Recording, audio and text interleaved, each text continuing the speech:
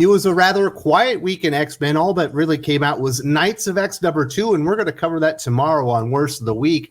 But I did have a viewer ask me, they sent me an email saying, what did you think about X-Men Unlimited Infinity Comics #31? What a name for a comic book. And I do want to say, if you're a viewer and you have questions or there's something that you would like me to cover, if you send me an email, I can't guarantee you that I'll make a video on it, but I will look into it. And, if it's worth it, I will make a video as I'm doing today. Doc, you hadn't read X-Men Infinity Unlimited. X-Men Unlimited Infinity Comics #31, had you? After we watched Wolverine fall out of a space station for like 38 panels, I kind of gave up on the Marvel Unlimited stuff.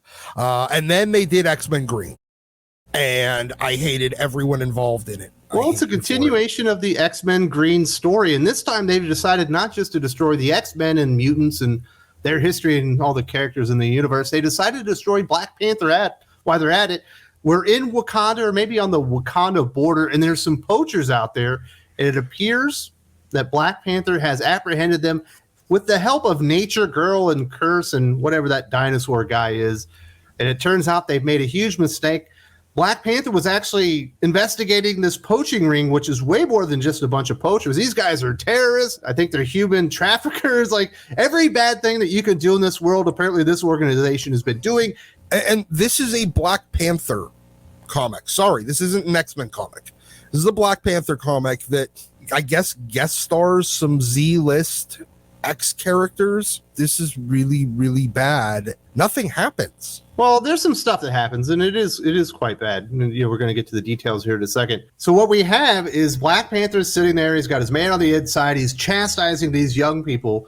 The X-Men, the mutants themselves, are in shackles, as well as the poachers. And it turns out Nature Girl goes into the mind of a gazelle whose name is Tommy, and she sees all the bad things that have happened on the plains in Africa or whatever. Although it's kind of strange because you never see poachers or anything. It's just the animals attacking each other. And then at the end, the gazelle kills itself to further enrage Nature Girl, who's already pissed off at the poachers. There's no reason for anybody to be mad at poachers. She's mad that nature... Well, the poachers are there. They were poaching and they got... I understand that, but nothing there reinforced that. All it was nature taking its course in nature, with predators attacking prey, animals fighting over resources. I don't understand why she's even pissed off at the poachers at this point. Well, she blames them for the gazelle killing himself in front of her. She clearly states that. And this sends her into a fit of rage. It's like the only way to describe it. And she goes over, and Black Panther is apparently too slow to react as she zooms past him after she breaks her shackles, because apparently she has super strength when she's mad. And she goes in there, literally bites the throat and neck out of one of the poachers in front of Black Panther and murders him right there, like drinking his blood. Wouldn't those fucking handcuffs be vibranium? I mean, it's fucking Wakanda.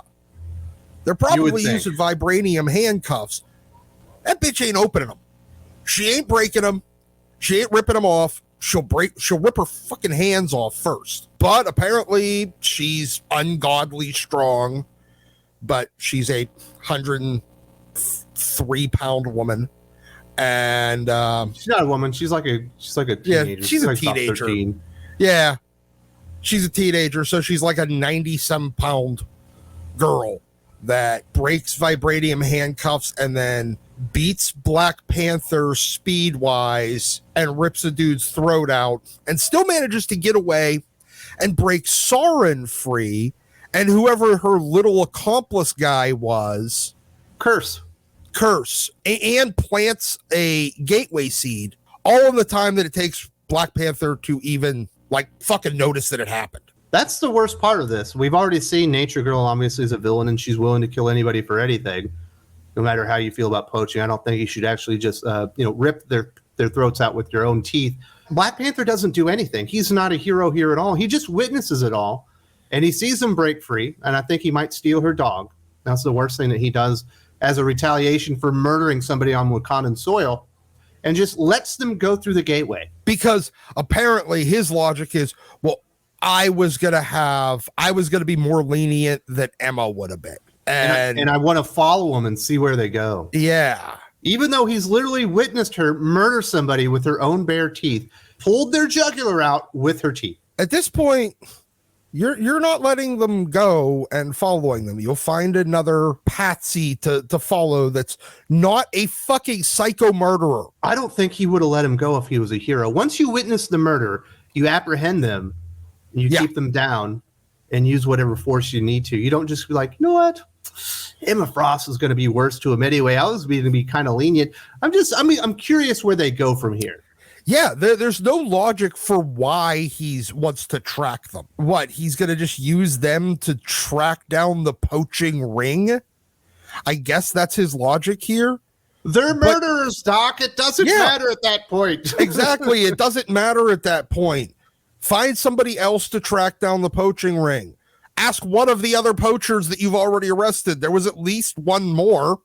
Well, he only had the one guy on the inside, and it's not like his identity's been compromised at this point. She literally murdered the other two people that knew it. I don't know, Doc. I'm starting to think that perhaps the Eternals have a point. Perhaps the mutants aren't mutants at all. They're just excess deviation. They're all deviants at this point. What does that mean, Doc? Traditionally, the mutants haven't been seen as deviants. Why would they go back and change that now? Does it even make sense at this point? It doesn't. Celestials, as well as the Eternals, have always viewed mutants as the next step in human evolution. It's that progress. It's not the deviant evolution, because deviants don't look anything like them.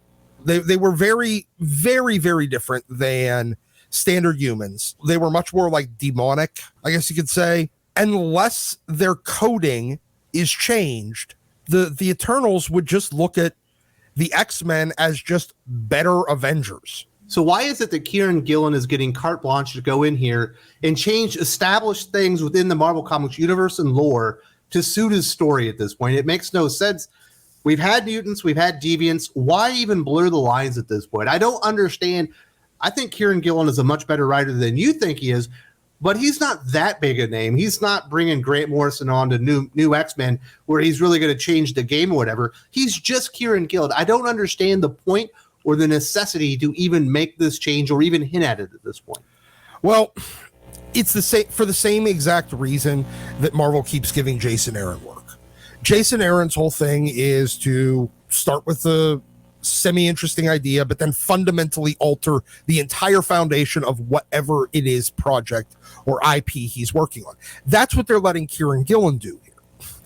Because I honestly, at this point, I believe that Marvel's editorial mandate is fundamentally alter everything about what the Marvel universe had previously been in order to hopefully find new stories to tell. Because if we're being honest, most of the past 15 years just treading new, like the exact same ground over and over and over again. They haven't changed anything fundamentally in the universe to give them, to open up new story possibilities. And I think that's what they're doing here. They're just trying to open up new story possibilities, even if it fundamentally alters the nature of the Marvel universe and it completely disregards existing, continuity. They don't care at this point. I don't know. They opened up a lot of new story possibilities with Jonathan Hickman's House of X Powers of 10. It feels like that should have at least led to like 10 years of stories within whatever it was that he was framing there. Obviously, he had a 3-year plan, but it would have continued, I imagined. They've already messed that up, and now they're going to make another fundamental change that'll mess something else up. Let's just put it this way, Doc. I do not have good feelings about this, and I think it's a huge mistake. I believe it is too. Mostly because every attempt at one of these fundamental alterations over the past 10 to 15 years has been negative in its result. And I don't think Kieran Gillen is a talented enough writer to do it. I don't think Jason Aaron is, and I think Jason Aaron's a better writer than Kieran Gillen. And I think both of them suck at this because they don't have that spark of creativity. And to be perfectly honest, even Jonathan Hickman's alterations, everyone that was thinking beyond the issue that they were reading saw all of the possible bad shit to come out of it. And that's all we've been getting for the last year. You said they had 10 years of stories out of Jonathan Hickman's House of X, Powers of X. It looks like we're going to get at least 10 years out of it. The problem is it's going to be all meandering nonsense. And that's all that this is going to lead to as well. Meandering nonsense that doesn't actually further any plot. And it's just, hey, let's change the dynamic here and then see what happens. For some of you, this may be the first time you've heard of X-Men Green, or maybe you heard about it, but you didn't see my take on it. I actually did a full review when they did the X-Men Green story, kind of wrapped it all up, talked about all the disgusting things that Jerry Duggan and the X-Men office were doing with Nature Girl in that story. If you haven't seen this, definitely check it out, because I was hot in this video. Let's put it that way.